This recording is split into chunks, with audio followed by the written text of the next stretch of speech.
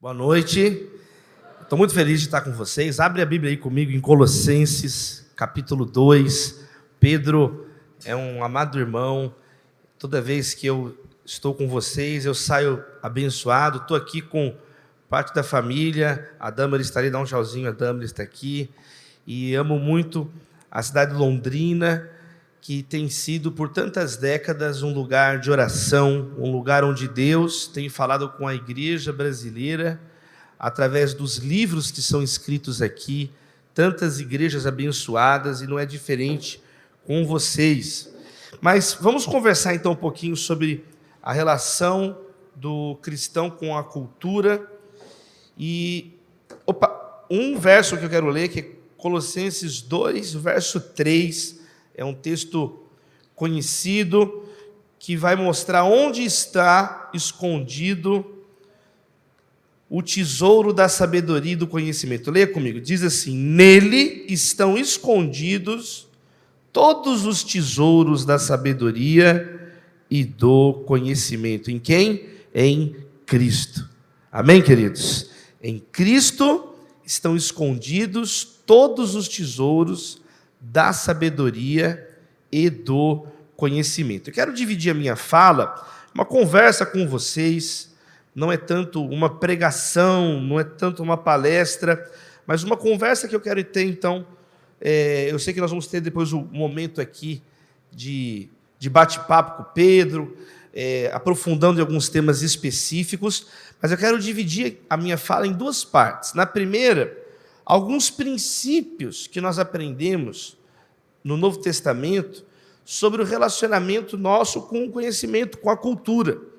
E aí, na segunda parte, eu quero colocar alguns modos práticos, com alguns testemunhos e alguns exemplos de como que vocês, como que jovens cristãos, jovens que amam o Senhor Jesus, podem hoje, em 2022, 2023, 2024, nesse tempo, nessa geração, tocar a sociedade, salgar a cultura na qual nós estamos inseridos. Que você seja o sal da terra verde e amarela. Amém, queridos? Que nós sejamos esse sal da terra verde e amarela. Mas, eu quero destacar, então, pelo menos 4 princípios cristãos sobre o conhecimento e sobre a cultura. Pelo menos 4 princípios básicos que é importante a gente ter claro na nossa cabeça. Primeiro, a tradição cristã, ela valoriza o conhecimento e a sabedoria.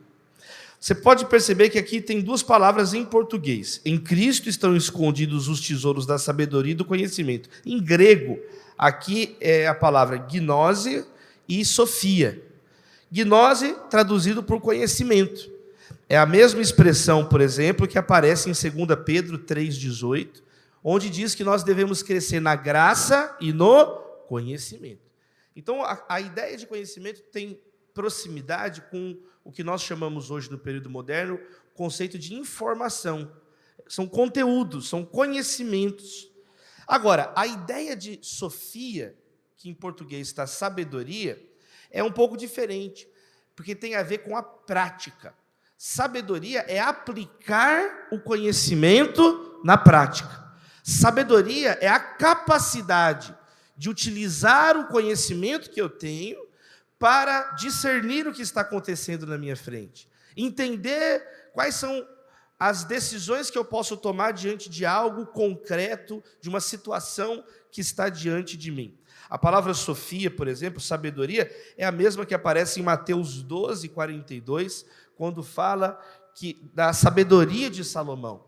É a mesma palavra que aparece, por exemplo, em Lucas 2, 52, quando fala que Jesus crescia em estatura e graça e em sofia, em sabedoria diante de Deus e diante dos homens. Então, essas 2 palavras, tanto o conhecimento como a sabedoria, Colossenses diz que elas estão em Cristo. E eu quero então destacar esses princípios. O primeiro é que nós cristãos valorizamos os conjuntos de conhecimentos e a sabedoria prática. Nós valorizamos, tanto é que isso aqui é comparado literalmente com um tesouro. Sabe como é que é a palavra tesouro em grego? tesouro mesmo, é tesouro. Nós não achamos que um dado, uma informação é algo desprezível, pelo contrário. Então, o anti-intelectualismo, uma vez chegaram para John Wesley, e uma mulher chegou para John Wesley e falou assim, John Wesley, o grande pregador metodista, ela chegou para ele e falou assim, Deus não precisa da sua sabedoria e do seu conhecimento para salvar ninguém, não.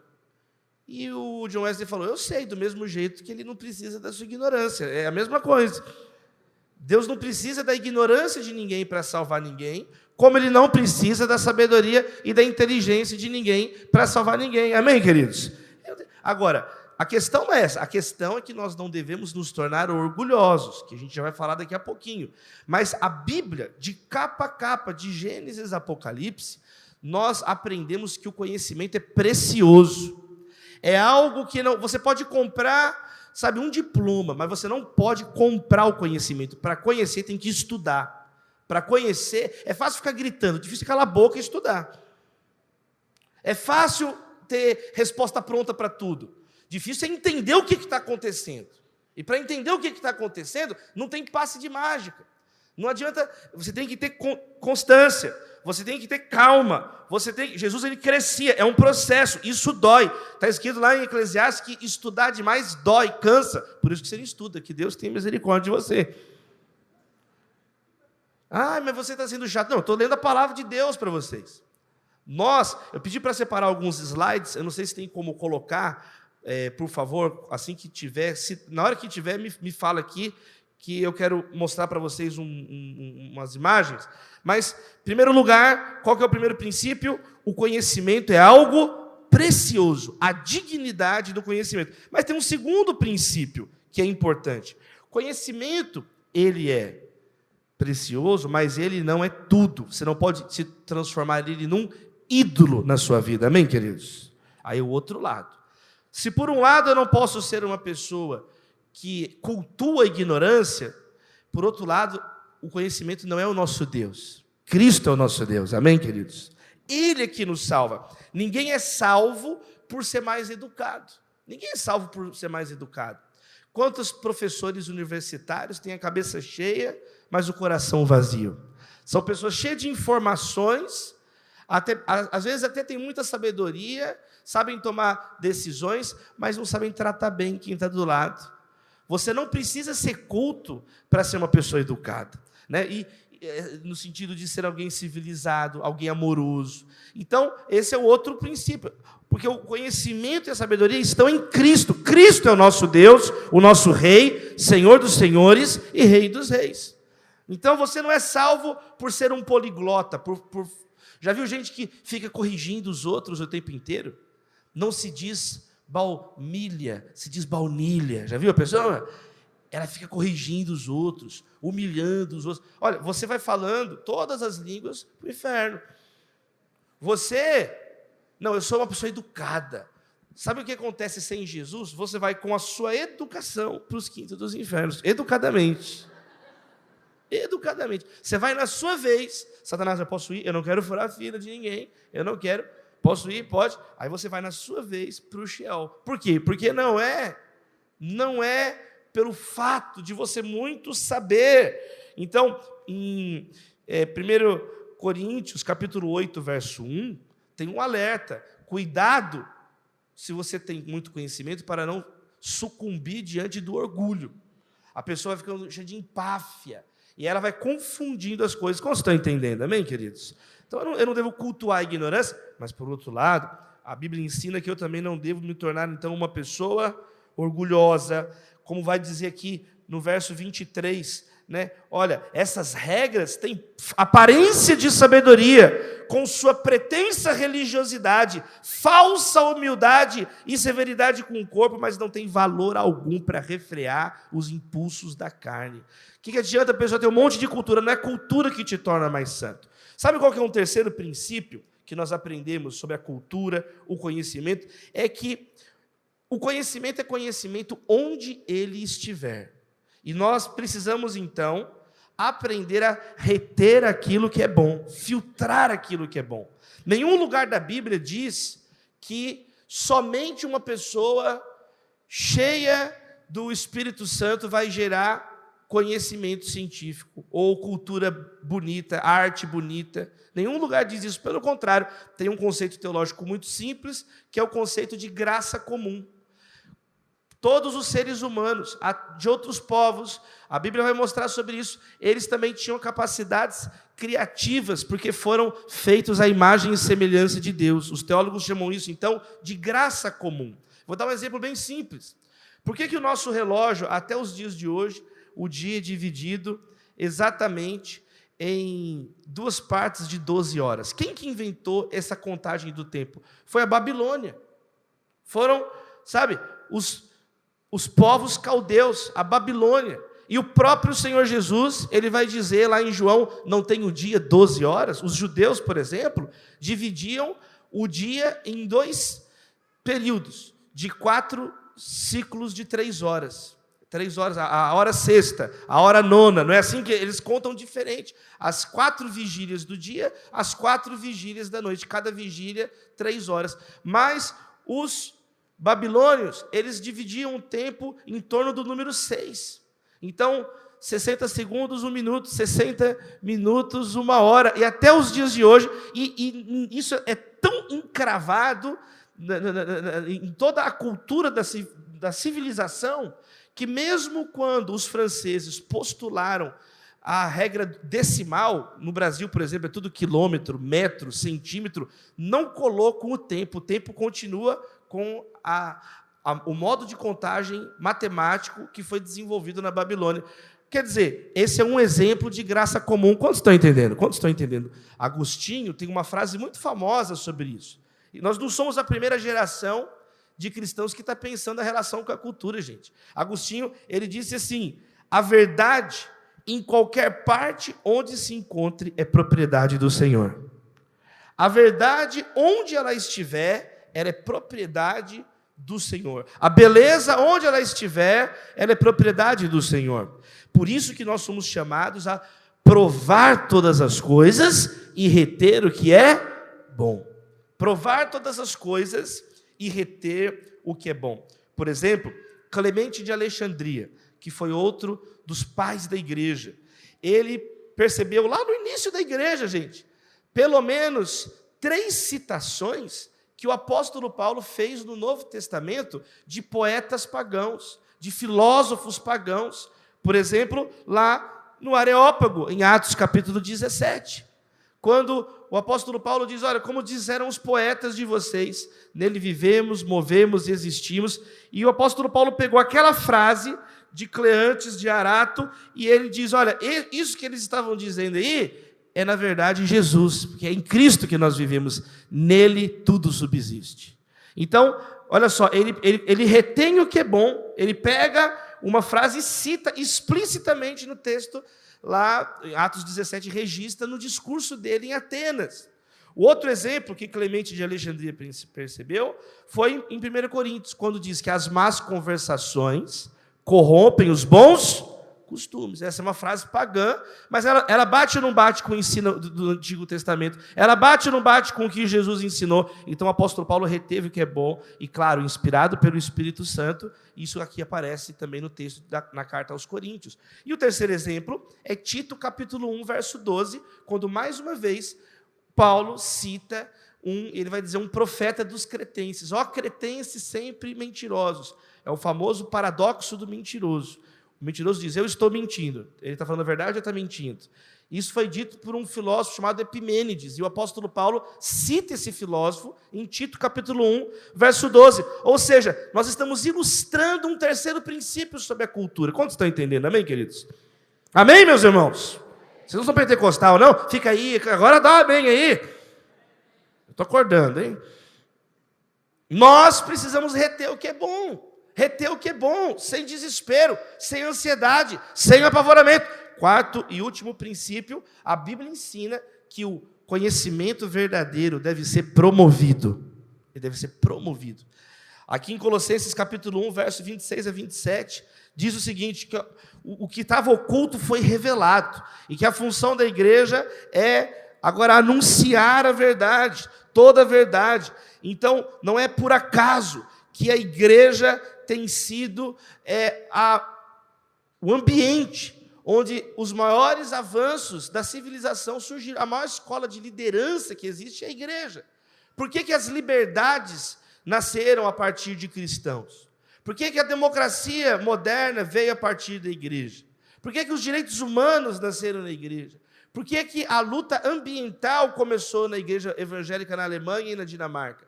Por quê? Porque nós aprendemos o tempo inteiro na Bíblia que nós devemos amar a Deus, amar ao próximo, e aquilo que Deus coloca de bom na nossa vida, nós temos que repartir. Não apenas reter o que é bom, mas nós também somos chamados na palavra a compartilhar tudo aquilo de bom que nós recebemos. Você recebe essa palavra na sua vida, amém, queridos? Compartilhar tudo aquilo de bom que Deus tem colocado na nossa vida. Então, esses 4 princípios são muito importantes, são bem simples, mas são fundamentais para que nós possamos, então, partir aqui para um segundo momento, conversando agora de modo prático. Como que a gente pode colocar isso em prática, então? Se eu tenho que valorizar o conhecimento, valorizar a cultura. A Bíblia me ensina a valorizar que todos os tesouros do conhecimento, da sabedoria, estão em Cristo. Então, é errado eu louvar a ignorância, amém, queridos? Por outro lado, eu tenho que fazer isso com humildade. Por outro lado, eu não posso me tornar alguém soberbo. Mas eu também preciso aprender humildemente a reter o que é bom, à luz da palavra, aquilo que está diante de mim, e compartilhar e promover tudo aquilo de bom que Deus tem colocado na minha vida. Então, baseado nesses princípios que eu estou colocando bem de um modo de baliza aqui para a nossa conversa, eu quero apontar agora, então, algumas maneiras práticas que nós, enquanto cristãs, hoje, podemos aprender à luz desses princípios, à luz da história da igreja. Eu quero compartilhar alguns testemunhos da minha vida de como que nós, então, podemos sacudir a cultura hoje. Você está comigo? Você está comigo? Você está comigo? Vamos lá, algumas maneiras práticas, então. Em primeiro lugar, gente, sem dúvida nenhuma, um princípio básico da excelência, o fator excelência. Um bom músico respeita um bom músico. Um bom escritor respeita outro bom escritor. Um bom ator respeita outro ator. Como é que você quer impactar a cultura? Como é que você quer realizar algo que vai perdurar, que não vai ser esquecido amanhã, ou nem amanhã, depois de 15 segundos do Stories, ninguém nem lembra mais de você? Como é que você vai fazer algo que vai tocar a sociedade, iluminar? O que Jesus disse? Olha, não se pode esconder uma cidade edificada sobre um monte, e ninguém pega uma lâmpada e coloca debaixo da mesa, ao contrário, coloca no local apropriado, para que ela ilumine todos que estão na casa. Da mesma forma, resplandeça a vossa luz diante dos homens, para que vejam suas boas obras e glorifiquem o Pai que está no céu. Jesus falou que nós devemos resplandecer, que nós devemos ser excelentes no que nós fazemos. O apóstolo Paulo diz assim em 2 Tessalonicenses, no final da segunda carta, ele fala assim: porque eu trabalhei de dia e de noite para ser um modelo para vocês.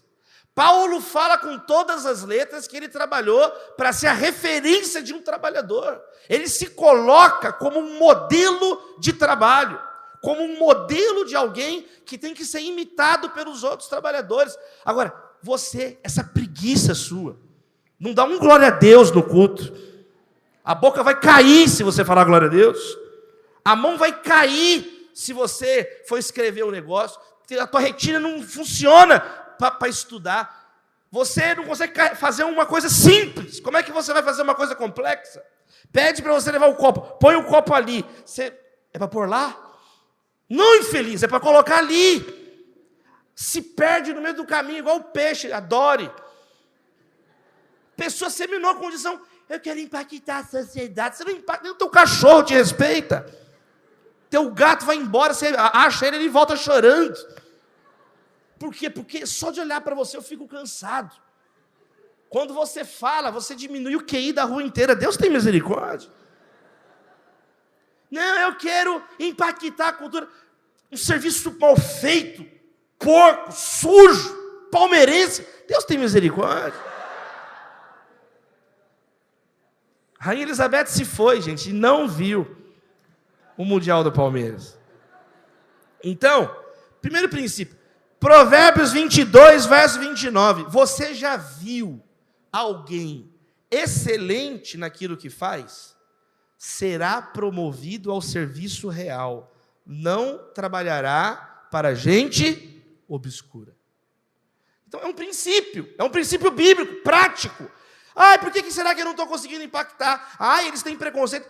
Claro que tem preconceito. Claro, mas muita coisa é pela misericórdia de Deus que você não vai lá para não passar vergonha. Porque se você chega num lugar onde as pessoas dedicam a vida para fazer um teatro, você já viu, por acaso, uma peça de teatro valendo com um grande ator na tua frente interpretando? Eu fui ver uma vez uma peça do Antônio Fagundes chamada Vermelho. Ele interpreta um pintor chamado Rótico. E é impressionante você ver na sua frente o Antônio Fagundes interpretando. Tanto é que eu fui a segunda vez. E eu não fui a terceira vez que eu ia falir, então eu fui 2 vezes. Mas é o que Salomão escreveu nos Provérbios. Você já viu alguém excelente no que faz? Essa pessoa, as pessoas estão de olho em você, é o que a Bíblia está dizendo. As pessoas estão percebendo você, não só o que você posta, o que você quer mostrar, mas o teu comportamento, a tua atitude o tempo inteiro. Você não é o que você posta no Instagram, você é o que você esconde do WhatsApp. Deus tem misericórdia. As pessoas estão olhando as reclamações, a ingratidão, as coisas, passa o tempo. Uma coisa é um jovem que está aprendendo, outra coisa é a pessoa que está fazendo a mesma coisa, estagnou, acostumou a reclamar, acostumou a fazer as coisas só por fazer. Teve uma menina que veio falar comigo assim: pastor, eu estou desesperado. Eu falei: por quê? Eu estou noiva há 10 anos. Eu falei: misericórdia. Se tem alguém noivo há 10 anos, nós vamos orar por vocês. Eu falei assim: mas você ama teu noivo? Ele falou: eu não, claro que não, pastor, eu acostumei. Eu falei: coitada. Ela falou isso comigo, que acostumou com o noivo, porque a pessoa acostumou numa situação, e às vezes você acostumou, você é aquela pessoa que faz o que precisa. Nós estamos aqui numa reunião, Deus tem dado visão a esta igreja, Deus tem levantado meu amigo doutor Elias, pastor Pedro Elias, quer dizer, você tem um espaço, um ambiente, para quê? Para crescer. E nós estamos estudando a palavra que o fator excelência é o que faz a gente impactar a sociedade. Funcionou? Pode pôr, por favor, mais uma vez, meu amado irmão do stage. Olha que legal. Esses são os logotipos das principais universidades. Olha só, o que está dentro do logotipo da Universidade de Cambridge, onde Isaac Newton estudou, deu aula, né? Só pessoas humildes. Isaac Newton, né? Isaac Newton não pronunciava o nome de Deus sem tirar o chapéu da cabeça, a tamanha referência que ele tinha por Deus. Tem a Bíblia Sagrada, uma cruz. Próximo slide, por favor. Outro logotipo, Oxford. Tem a Bíblia e eles apelaram. 3 coroas, o Pai, o Filho e o Espírito Santo, tá vendo? Próximo slide, por favor. Agora nos Estados Unidos, Harvard. 3 Bíblias escrito verdade, verita. Quem foi Harvard? Um pastor, John Harvard, um pastor, que o fundo Harvard deu origem à universidade que carrega o nome dele, que é a que mais ganhou prêmios científicos em toda a história da humanidade. Próximo, olha aqui, Princeton. O que tem lá dentro? Mais uma vez a Bíblia aberta. E está escrito ali o Velho e o Novo Testamento. Percebe? Onde Einstein deu aula em Princeton. O que você percebeu em comum? Então, o cristão, nós não temos medo da ciência. Nós que criamos a ciência moderna. Nós não temos medo da ciência. Então, como é que você quer agora? Não, eu quero ficar dando palpite o que tem que fazer. Então, tem que estudar. Não deu tempo de estudar. Então, vai estudando, que um dia você vai poder falar com propriedade. Quem está entendendo? Amém, queridos? Não, aí você acha que com uma dancinha no TikTok você vai impactar a cultura. Não vai. Não vai. O Matheus Azato está tocando agora num show lá da Jessie J em São Paulo. Ele me ligou. O menino toca guitarra 24 horas por dia e a 25ª também. Tá? Ele vai ser, em pouco tempo, considerado aí o maior guitarrista da nossa geração. Um menino que ama o Senhor Jesus, da Igreja Batista em Campo Grande, no Mato Grosso do Sul. Quem está entendendo o que eu estou tentando dizer aqui? Então, por exemplo, eu comecei a escrever na igreja. Pediram para eu fazer um texto para o boletim da igreja. O pastor Jorge Linhares chegou, era adolescente. Davi, faz um texto para o boletim. Aí eu fiz um boletim. Eu falei assim, vou fazer o melhor texto possível para o boletim da igreja.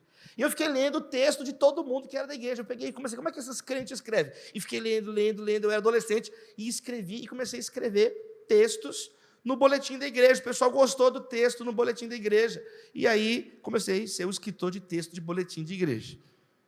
E aí comecei a escrever. Comecei a escrever na faculdade. Comecei a escrever no jornal na faculdade. Comecei a escrever no blog na faculdade. Aí, resumo da ópera. Quando foi em 2017, 2016, me convidaram para eu escrever em um dos grandes jornais do Brasil. Um jornal que tem mais de 100 anos. Onde o Euclides da Cunha escreveu. Olha que vergonha que eu ia passar, gente. Falei, não, eu vou ter uma chance de escrever um artigo. Eu não sei se vou ter outra chance de escrever um artigo. Eu não sei se vou ter essa chance de novo. E a minha vida é para a glória de Deus. Então, por causa de Deus, eu vou fazer o melhor que eu puder nessa porta que Ele está me abrindo. Quem está entendendo?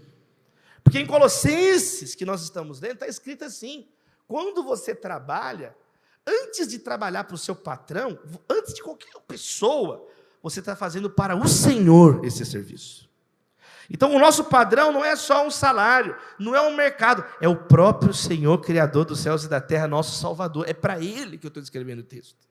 Eu estou fazendo para Ele. A Bíblia fala, não interessa, eu vou carregar um copo de água fria. Jesus falou, mas se você der um copo de água fria no meu nome, você não vai ficar sem o galardão devido. É no nome de Jesus. Então, quando você entende isso, meu amado irmão, minha amada irmã, muda a tua chatice, louvado seja Deus. Muda, abre um campo novo de possibilidades. Quando você entende que é para a glória de Deus que você vai multiplicar o teu talento. E aí, eu tive então essa oportunidade, resumo, gente, eu estudei como que faz um artigo. Eu li livros e li os grandes cronistas, li os grandes ensaístas, como que tem que ser o título, como que é a primeira frase para fisgar ali o leitor, quantos parágrafos, qual que é o tamanho, o vocabulário, a ordem dos argumentos. E aí eu escrevi um texto. E aí eles gostaram, e aí eu escrevi o outro texto, e o outro texto, e aí agora já são mais de 200 textos na mídia. Só que aí aconteceu uma coisa. Por favor, no próximo slide, meu amado irmão do slide. Irmão do slide, por favor, no próximo slide. Quando chegou no começo desse ano, por favor, mais um, eu recebi uma ligação de um amigo meu, e ele falou assim, Davi, você viu que um texto teu caiu no vestibular da Unesp? Eu falei, o quê? O seu texto caiu no vestibular da Unesp. Um amigo meu, o Niviton, e outro amigo meu, o Moisés, eles são professores de cursinho. E eles falaram que o meu texto do jornal saiu do lado de um texto do Michel Foucault. Nem eu sei fazer essa questão, gente. Me ajuda depois. Olha lá, texto 1, texto 2. Caiu um texto do Michel Foucault, caiu o texto que eu escrevi no jornal, um texto de 2019, as questões ali. Olha lá no próximo slide. Gente, mais de 70 mil alunos caiu no vestibular da Unesp desse ano. Entendeu? E aí, no último slide, por favor, meu amado irmão, caiu 15 de novembro de 2021, no vestibular, eu não estava nem sabendo disso, 69.029 inscritos para disputar 7.690 vagas no vestibular. Então, ou seja, em primeiro lugar, preste atenção no que eu estou falando, que cai no vestibular, louvado seja Deus. Segundo lugar, quando que eu ia imaginar? Nunca um pastor falou para mim, ninguém me falou, olha, escreve um texto no jornal que um dia você sai, eu não sabia nem que isso existia de você sair no vestibular. Quem está entendendo o que eu estou tentando dizer? Mas uma coisa eu posso te falar.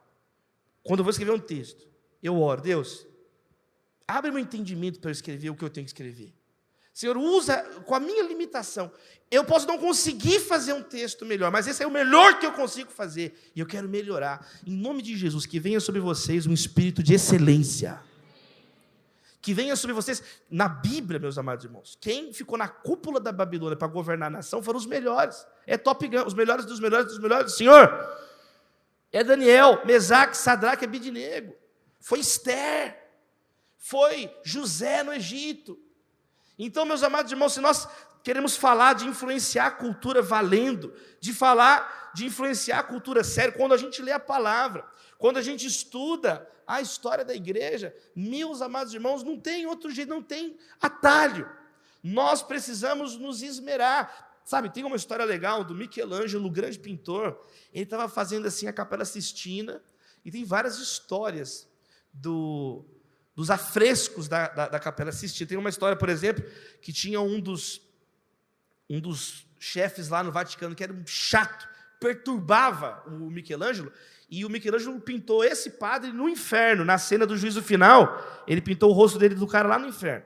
Mas a história é outra. Ele estava num canto, assim, num lugar escuro, e chegou um infeliz lá: ô Michelangelo, você está horas nesse mesmo lugar e não sai daí? Por que você está esse tempo todo nesse lugar? Ninguém vê aí é escuro, nem dá para enxergar, ninguém verá. E o Michelangelo respondeu: Deus verá. Eu estou fazendo isso aqui porque não estou fazendo para vocês, eu estou fazendo isso aqui para Deus. Eu estou pintando o melhor que eu puder, porque Deus vai ver que eu dei migué aqui, não vai ter migué, aí não vai. Eu vou fazer o melhor que eu puder na história da igreja. Em primeiro lugar, o fator excelência. Nós poderíamos ficar falando para sempre aqui só da excelência, mas eu vou para um segundo fator. Uma segunda maneira, então, que você vai influenciar é com a criatividade. Criar o que não existe. Criatividade é você inovar, é você abrir um campo que ainda não tem. A igreja do passado, ela sempre foi criativa. A primeira linha da Bíblia fala que Deus criou os céus e a terra. A Bíblia diz que Jesus é o autor da vida. E você viverá um eterno copião. É claro que é melhor copiar o bom do que inventar o ruim. Louvado seja Deus. Mas, quando a gente estuda de impactar a cultura, quem que é lembrado? São aquelas pessoas que criam novos campos. Eu quero dar um outro exemplo para vocês. O período que eu liderei jovens, que foi de 2000 até 2014, lá em Belo Horizonte, eu tinha esse desejo também. Falei, poxa, a gente tem que dialogar com a cultura de Belo Horizonte. Como é que a gente... Aí eu reuni a equipe e falei assim, vamos mapear quais são os territórios da arte em Belo Horizonte para a gente transitar neles e conversar, interagir com a produção artística, seja pintura, seja grafite, seja artes urbanas, seja muralistas, seja literatura. Vamos procurar. Sabe o que a gente constatou depois que nós fizemos um levantamento? As estações de rádio, os programas de televisão, os portais na internet, a gente mapeou tudo. E a gente percebeu que não tinha, em Belo Horizonte, em 2013, não tinha, isso foi 2013, não tinha uma revista que se tornasse, sabe, um hub, um lugar onde os diferentes artistas pudessem conversar e interagir. Aí, sabe qual foi a ideia? Vamos nós mesmos criar essa revista, vamos criar uma revista cultural, um tabloide cultural de excelência, vamos criar uma avenida para nós mesmos andar na avenida. A gente está querendo andar numa avenida que não existe. Então, quem sabe Deus está te chamando para criar o que não existe essa noite. E aí nós criamos a revista, em 2013, A Distopia. Um nome bem calmo, bem tranquilo, tabloide cultural. Essa aqui é a edição número 4, inclusive é uma relíquia. Eu achei, tem algumas ali, tem apenas algumas, quem quiser no final ali. Você tem ali uma distopia. E qual que foi a ideia da distopia? A gente reuniu, montamos um conselho editorial, e nós mesmos montamos um projeto de design. E aí o que aconteceu? Eu comecei a conversar com os campos culturais da cidade de Belo Horizonte e chamando as pessoas para escrever. E aí tinha a menina lá que defendia novas formas de dança, tinha um grupo de teatro invertido da UFMG. E não é uma revista, quem está entendendo? Não é uma revista evangelística, não é uma revista de estudo bíblico, é uma revista cultural. Só que o conselho da revista eram pessoas cheias do Espírito Santo de Deus. Eram jovens da igreja que estudavam artes, que eram artistas, pintores. Resultado, a distopia passou a ter o apoio da Academia Mineira de Letras, para a glória de Deus. A Academia Mineira de Letras falou, gente, essa revista é muito boa, olha aqui o que vocês estão fazendo. E nós começamos a receber, mudou o fluxo. Você não precisa ficar implorando. Não, as pessoas ligavam para mim e falavam, Davi, você pode vir, por favor, aqui, se você tiver tempo, por favor, venha aqui na FENAC fazer um evento. Por favor, você pode vir aqui no Café na Savassi, porque vai ser uma honra receber vocês. Amém, louvado seja Deus. E aí a gente conseguiu criar essas pontes. Quem está entendendo? Amém, queridos? Agora, você olha, por exemplo, para o século XIX. Existia um problema nos Estados Unidos, que eram jovens moradores de rua. Estava aumentando em grandes cidades como Chicago, Nova York, a quantidade de jovens que moravam na rua, abandonado pelo pai, abandonado pela mãe. E esses jovens, eles ficavam ali e se tornavam então vadios, se tornavam assaltantes. Eles não tinham ocupação, tinham raiva de todo mundo e depredavam, não tinham o que fazer com esses jovens. Sabe qual foi uma das soluções que a igreja encontrou? A igreja evangélica nos Estados Unidos inventou esportes que não existiam. Eles inventaram 2 esportes que não fizeram sucesso: o vôlei e o basquete. O basquete e o vôlei foram criados pela igreja como uma estratégia de ressocialização de jovens. Louvado seja Deus por esses irmãos, amém, queridos? É inspirador. Hoje tem a NBA, hoje os 2 são esportes olímpicos. E olha só que bênção, a origem desses esportes que se tornou uma indústria do NBA, já virou até entretenimento, virou esporte, virou tudo NBA, um show, um jogo de NBA, e começou com quem? Com cristãos sinceros que falaram: nós não podemos fingir que esses jovens não existem, nós precisamos alcançar esses jovens. E Deus foi dando estratégias. Olha, em nome de Jesus, que também haja criatividade na igreja brasileira, na sua vida. O vôlei é a mesma coisa. E na Inglaterra, então, na Grã-Bretanha, no século XIX, teve outro esporte que nasceu como um dos subfrutos ali da atividade da igreja anglicana.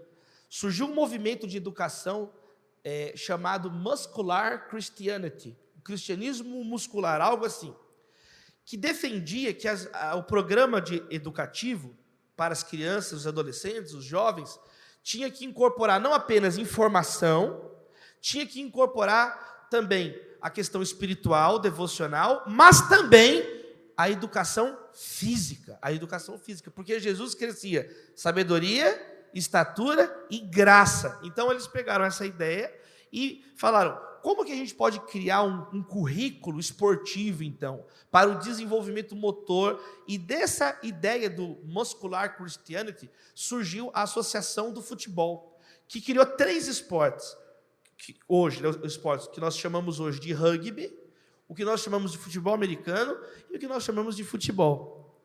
O futebol, o cara que escreveu a consolidação das leis do futebol, olha o nome dele, Ebenezer. Até aqui nos ajudou o Senhor, amém, queridos? Ebenezer. Quem vai na Inglaterra, quando você vai na Premier League, os times da Premier League, até hoje, eles têm um pastor, cada time tem um capelão. O meu concunhado, Giovanni, ele jogou no Manchester City, ele foi o primeiro jogador brasileiro a jogar no Manchester City. O Giovanni jogou no Barcelona, no Cruzeiro, ele jogou na seleção, e ele jogou lá no Manchester City. Eu fui visitar ele quando ele em 2007, lá. E eu achei muito engraçado, que quando a gente chega no campo de treinamento, tem um pastor lá, um pastor vestido de pastor, de um deão anglicano, tem a revista do Manchester City, tem a coluna do pastor. Eu achei aquilo curioso, e eu comecei a entender por que tem um pastor nos times. Porque começou na mocidade das igrejas e das universidades, quem está entendendo? O que é hoje, o maior esporte da terra hoje, foi uma solução de ontem, que a igreja criou. A minha oração em nome de Jesus é que Deus levante vocacionados, para você criar a música que ainda não foi cantada, o livro que ainda não foi escrito, o esporte que ainda não foi inventado. Você sabe que nós estamos numa fase exponencial de criatividade com as novas fronteiras digitais. Alguns dizem que 80% dos empregos de hoje não vão existir em algumas décadas. 80% vão ser empregos que não existem ainda, que nós vamos trabalhar nesses empregos, que os nossos filhos vão trabalhar nesses empregos. E o que nós estamos fazendo? Dormindo, não tem condições. Não vai impactar nada, você vai impactar o Egito antigo desse jeito. Você está com estratégias para séculos para trás, você tem que mudar a direção. Então, a criatividade. Nós, meus amados irmãos, precisamos hoje, urgentemente também, disso. Outra coisa, meus irmãos, nós também impactamos a sociedade através da beneficência. Beneficência.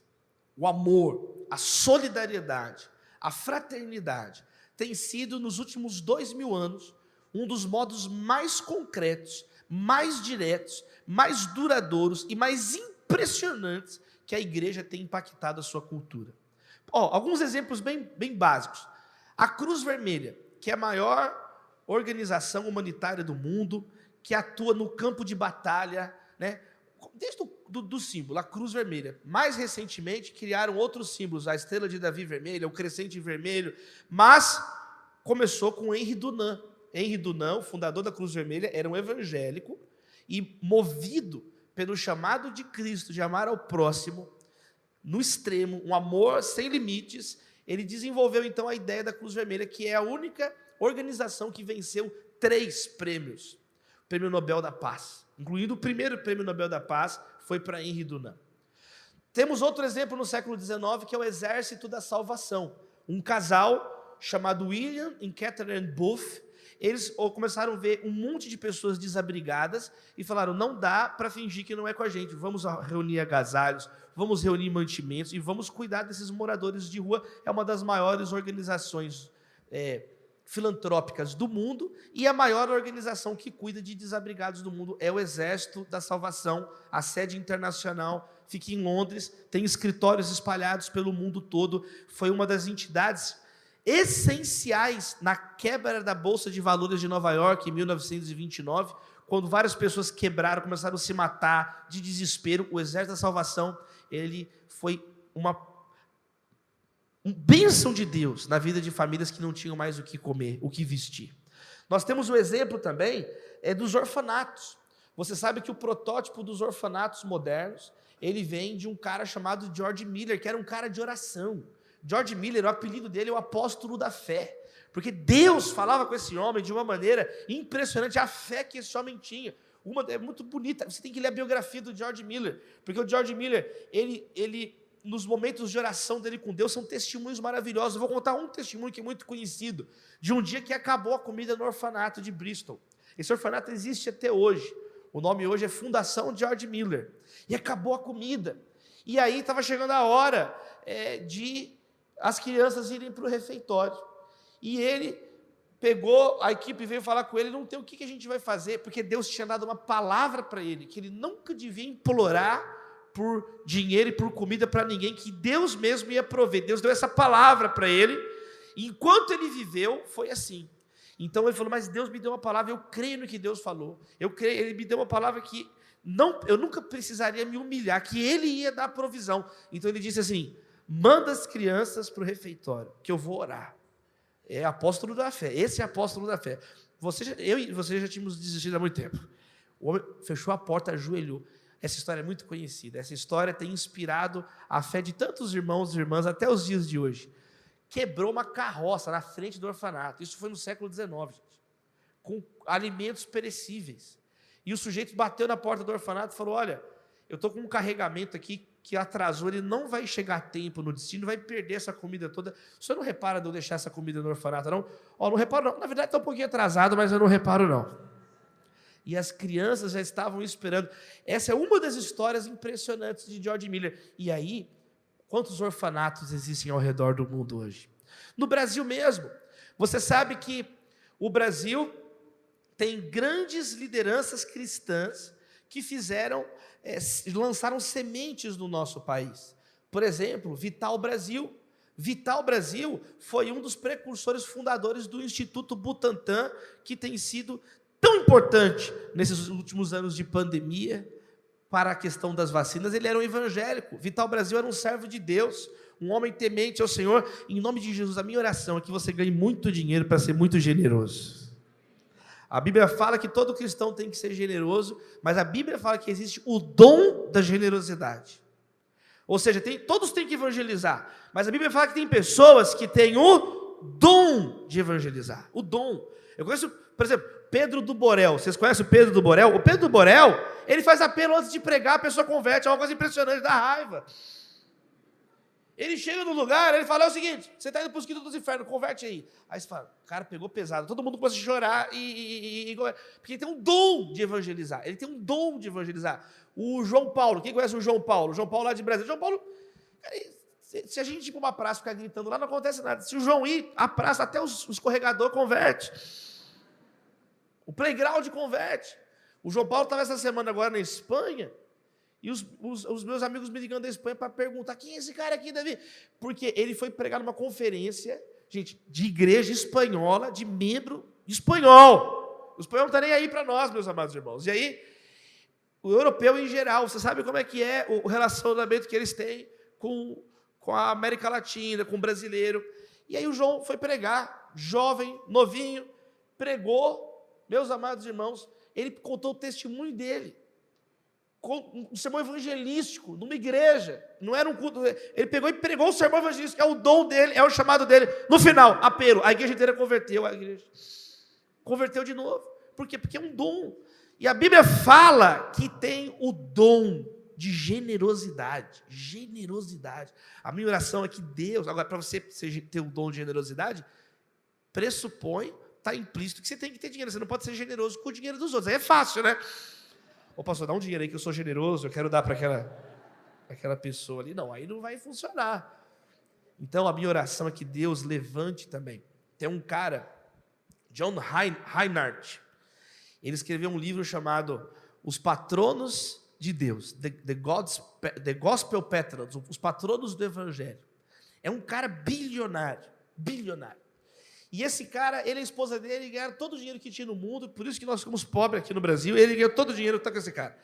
Ele pegou e falou assim, gente, eu tenho 40 e poucos anos, eu não preciso de dinheiro, e o que eu faço com isso? E a vida dele perdeu o sentido, Ele fala assim, eu experimentei aquilo que dizem que querer dinheiro é igual beber água do mar. Né? Quanto mais você bebe, mais sede você tem. E aí ele chegou num ponto que ele saiu com a esposa dele para orar. E aí Deus deu a ele essa visão de se tornar um cara que virou um eixo. Ele só prega para outros bilionários. Ele fez um ministério, que é um ministério de filantropia missionária, de caridade, de beneficência. E Deus está usando a vida desse cara, um cara jovem, 40 e poucos anos. Ninguém nem conhece ele no Brasil, ninguém nem sabe isso aqui. E aí, resultado, ele fez um mestrado em teologia. E ele tem um site onde ele coloca os estudos na história da igreja e na Bíblia, das pessoas que foram levantadas por Deus para abençoar outras pessoas. Ele fala em Lucas 8 das mulheres que financiavam o ministério de Jesus. Mulheres que ganhavam dinheiro e elas que financiavam o ministério de Jesus. Está lá em Lucas capítulo 8, verso 1 a 2, 3. Ele fala da irmã Febe, de Romanos 16. Quem foi a irmã Febe? Paulo fala para ela, provavelmente foi ela que carregou a carta aos romanos.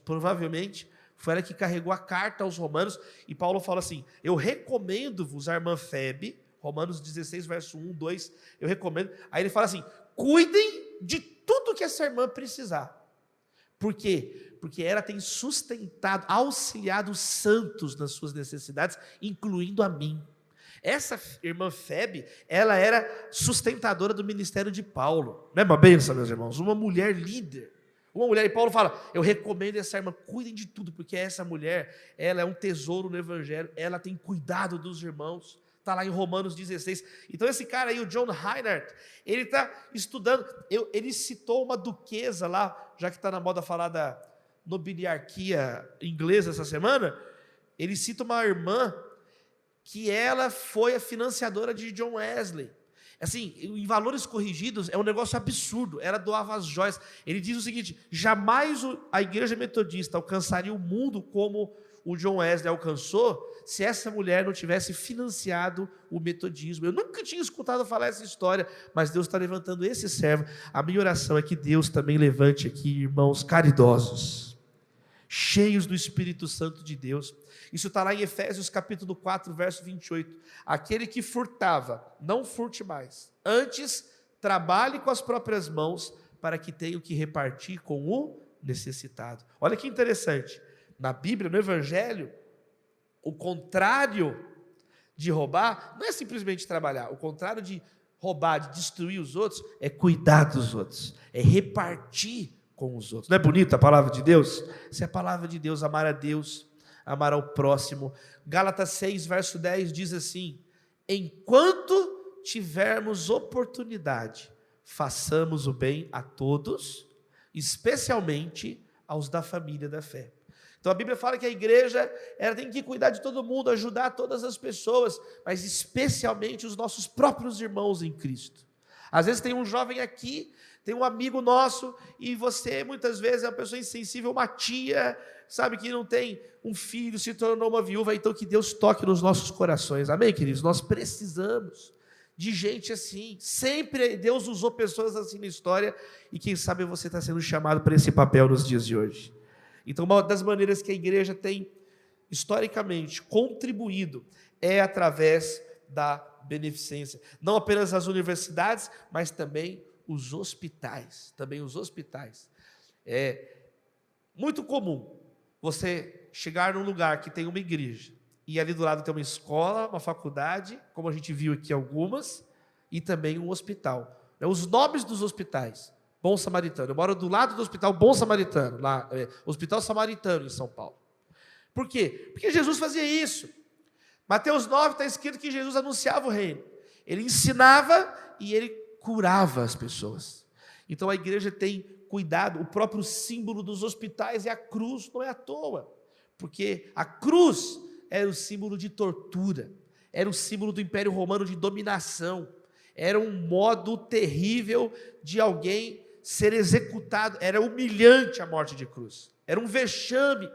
Existia uma frase dos antigos que dizia assim: morrer na cruz era morrer 1000 vezes. Por quê? Porque na cruz a pessoa morria ou de exaustão física, ou de hemorragia, de tanto sangue que ela perdia, ou por falta de ar, a pessoa não conseguia respirar, era uma morte, por isso que fala excruciante, não tem essa palavra? Olha, eu estou passando por uma situação excruciante, quer dizer, é um sofrimento indescritível. Mas depois que Jesus passou pela cruz, ela que era símbolo de morte se tornou símbolo de vida, porque ele ressuscitou no 3º dia. Ela se tornou o símbolo da salvação. E quando a gente vai hoje num hospital, tem lá uma cruz. Nos remédios, tem lá uma cruz. Tudo que Jesus toca é transformado. Ele tocou na cruz, a cruz foi transformada. Jesus toca na cultura, a cultura é transformada. Ele toca na nossa vida, a nossa vida é transformada. Quando Jesus toca no leproso, não é ele que pega a lepra, é o leproso que é curado pelo poder de Cristo. Então nós temos aqui um terceiro exemplo. Tem mais tempo, Pedro? Tem mais tempo? Eu vou falar para sempre aqui. Então pode. Quarto, oração.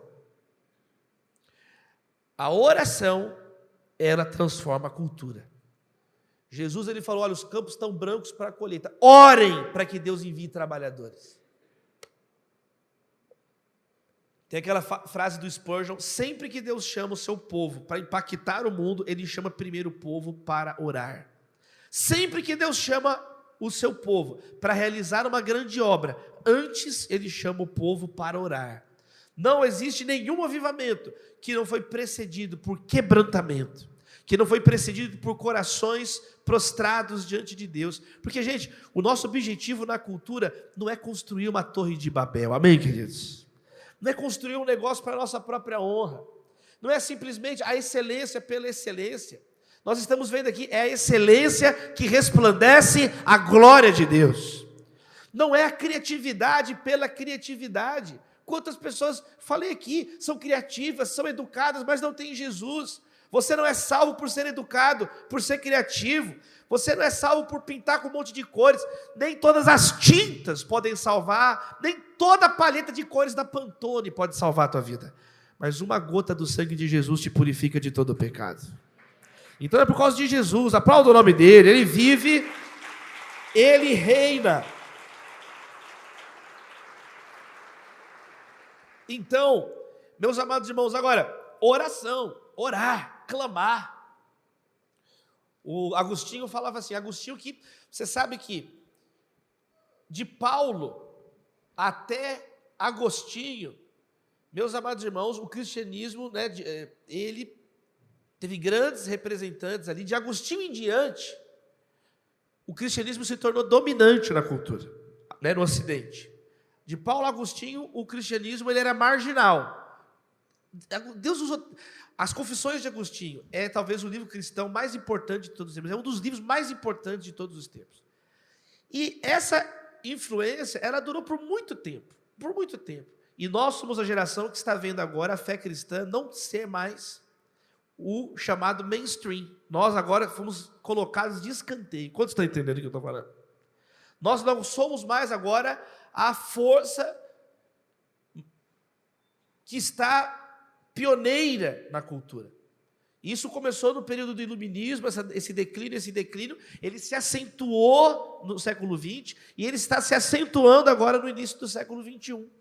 O cristão colocado como alguém, por isso que eu penso que essa quarta maneira é tão importante para nós resgatarmos a oração.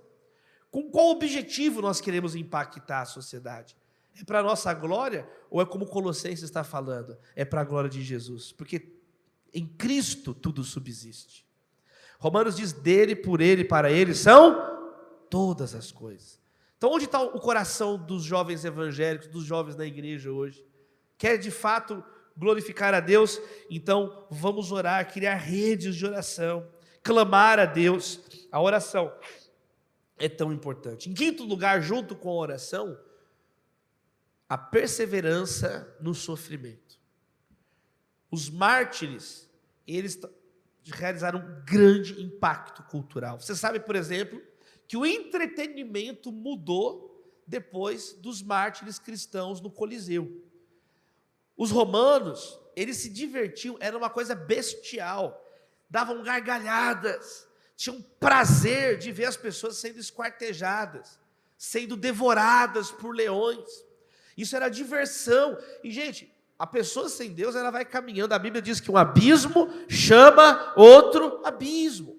A palavra de Deus diz que você vai imitando, seguindo o conselho do ímpio, imitando a conduta do pecador, você vai terminar lá na roda dos escarnecedores. O profeta Isaías diz que quando nós vamos entrando numa espiral sem Deus na nossa vida, chegamos num ponto que nós dizemos que o bem é mal e o mal é o que é certo. É a inversão completa dos valores do que Deus quer.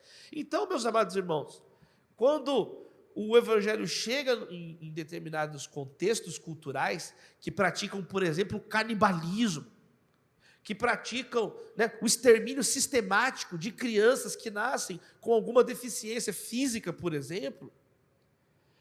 Agora, quando a gente lê a palavra de Deus, nós entendemos que a vida, todo ser humano, ele carrega a imagem e a semelhança de Deus.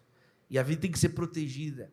A dignidade intrínseca do ser humano, criado, imagem e semelhança de Deus. Por isso que lá em Levítico está escrito então, meus amados irmãos, olha, não coloque uma pedra de tropeço diante do cego. Existem os primeiros códigos de direitos que protegem as pessoas com alguma deficiência física. O surdo, não fale mal do surdo que não pode se defender. Você acha que é por acaso que a primeira escola para surdos do mundo nasceu na igreja católica com o Abade Epé em Paris? Que o Libras foi criado pelo Abade Lepé em Paris? E aí ele mandou uma carta para o mundo todo falando sobre a língua de sinais que no Brasil nós chamamos de Libras, e aí o Dom Pedro II mandou observadores e trouxe isso para o Brasil. Foi um padre. Você sabia que Braille, que desenvolveu o sistema de leitura tátil, ele era organista na igreja de Paris, na igreja católica, servo de Deus, amava o Senhor.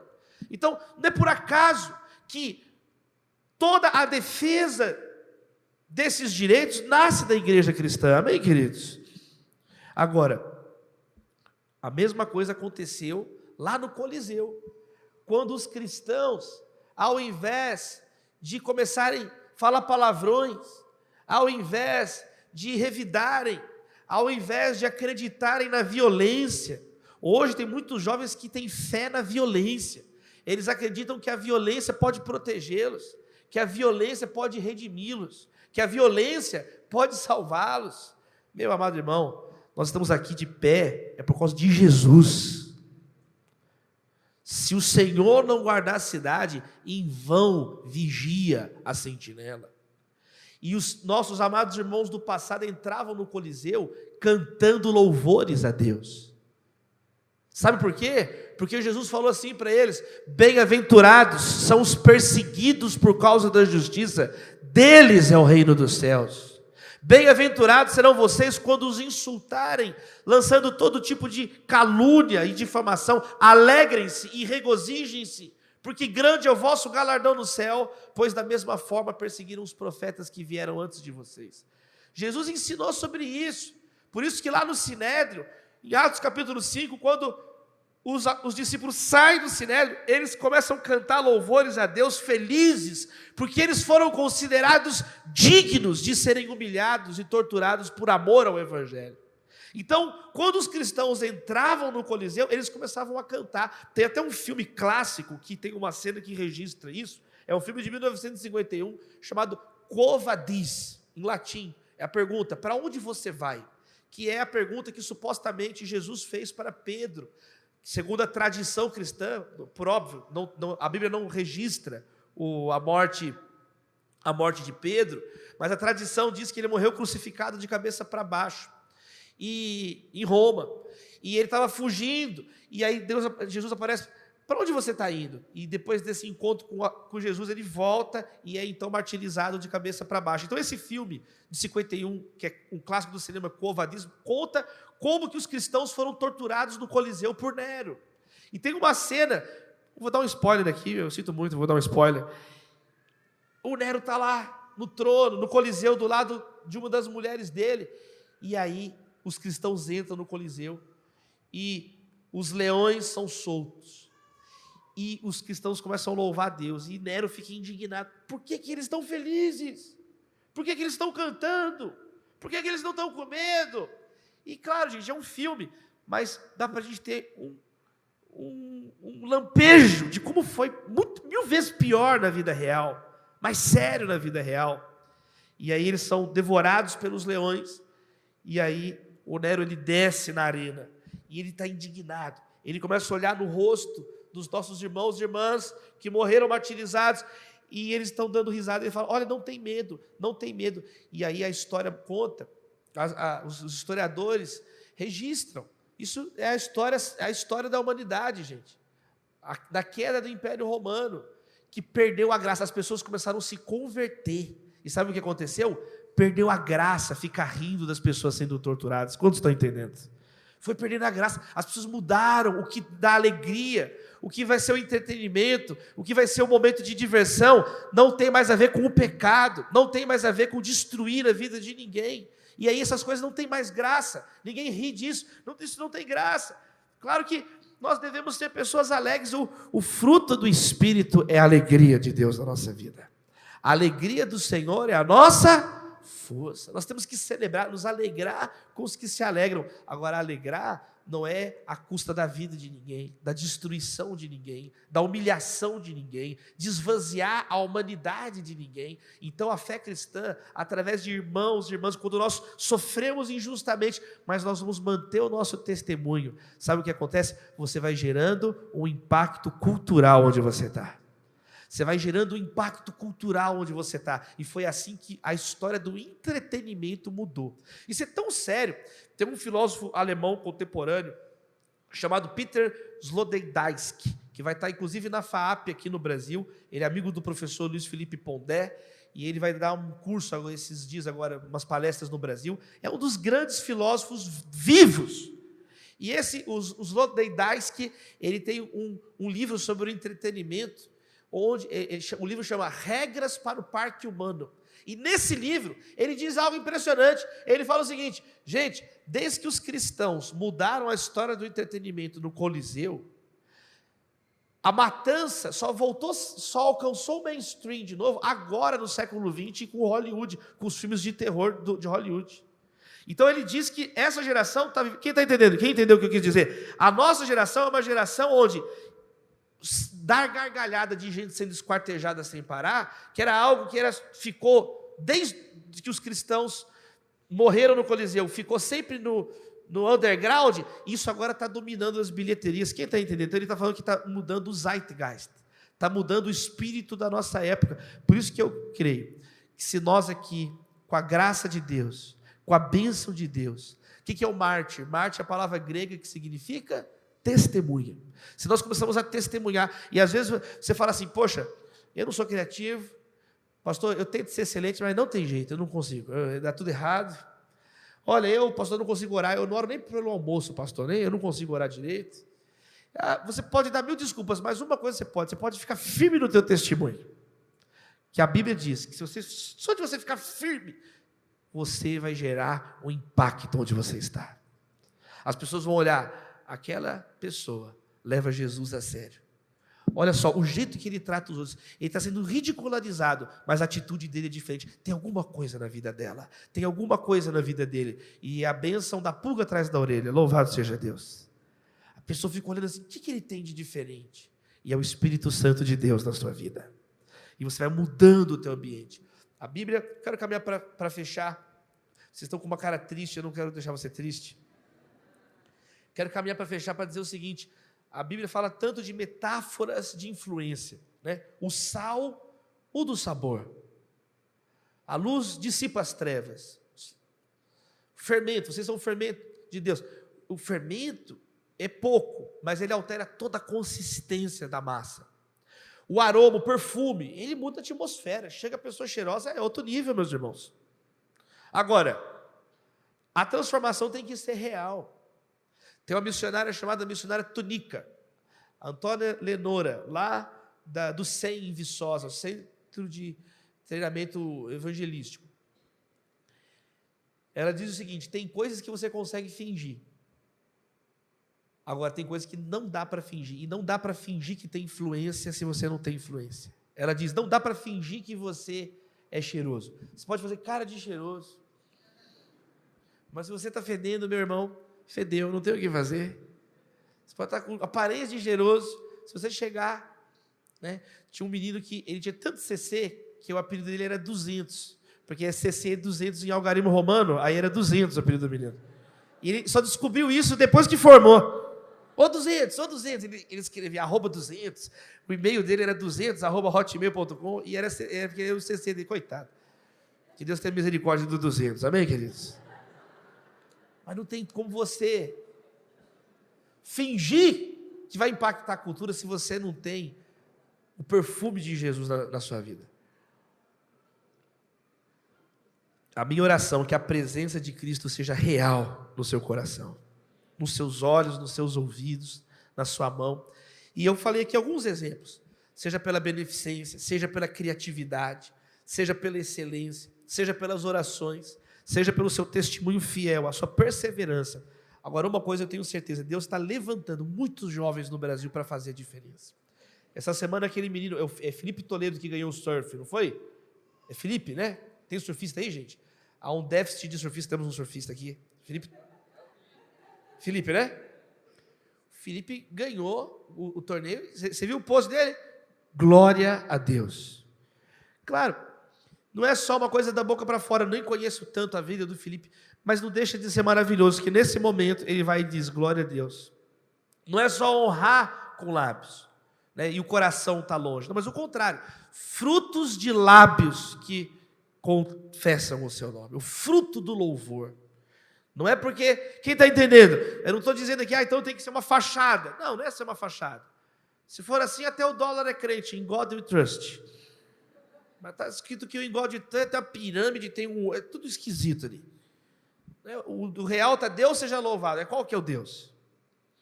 Os nazistas usavam uma inscrição no uniforme deles.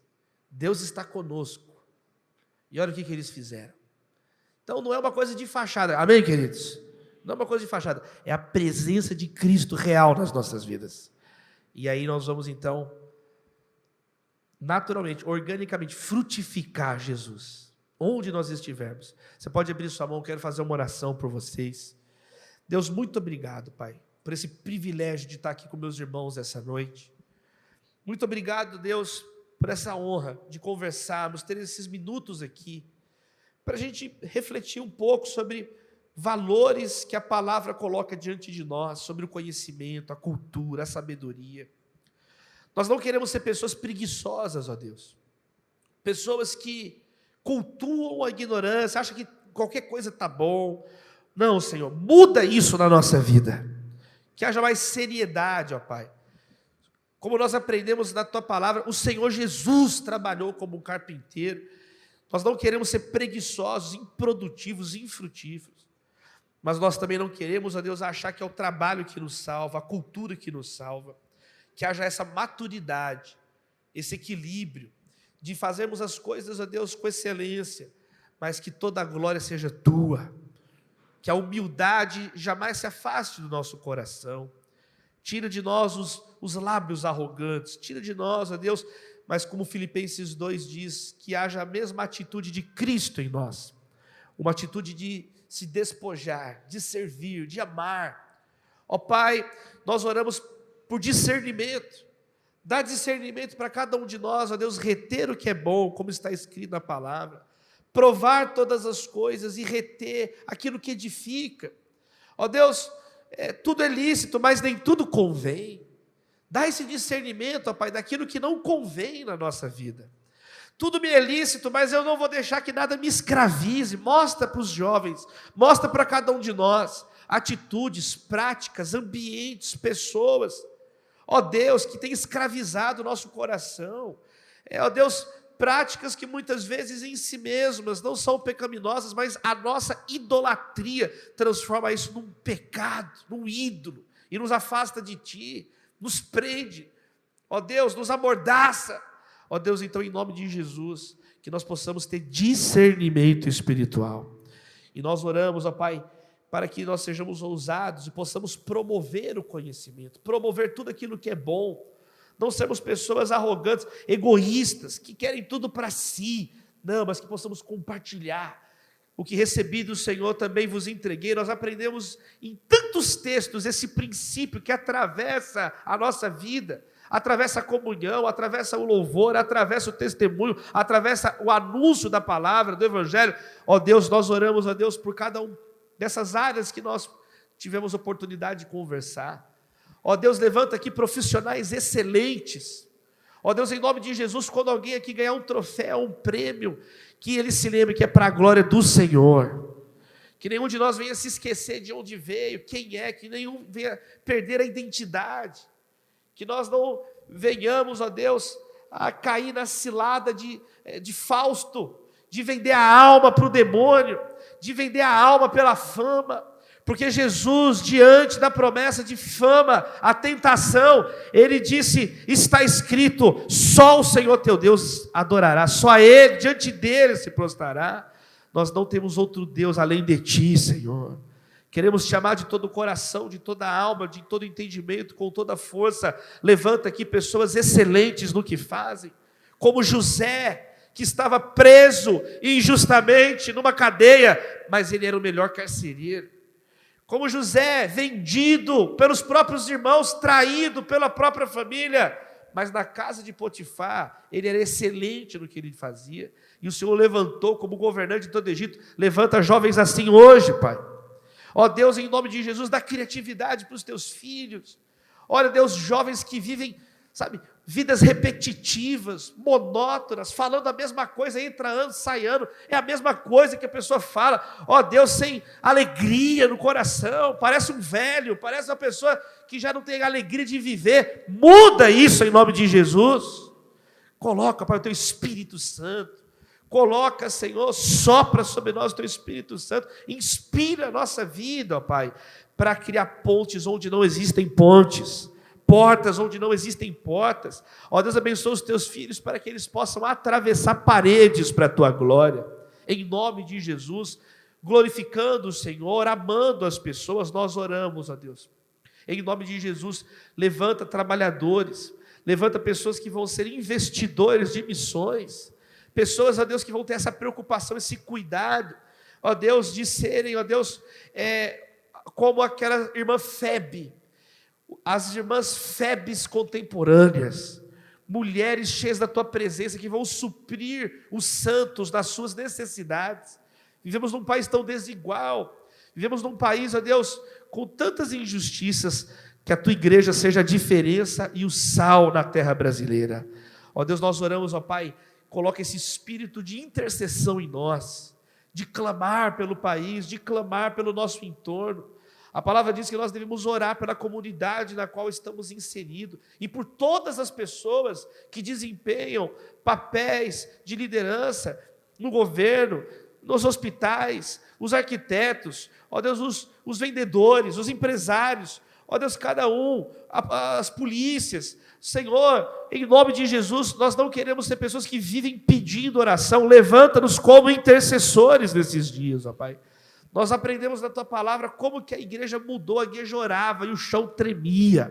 Ó Deus, que nós possamos impactar nossa terra através das orações.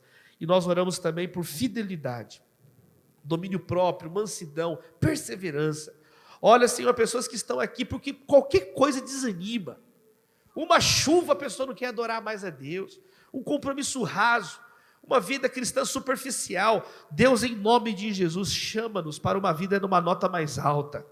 Chama-nos, ó Deus, para uma vida com mais fervor, com mais paixão pelas almas perdidas. Em nome de Jesus nós oramos.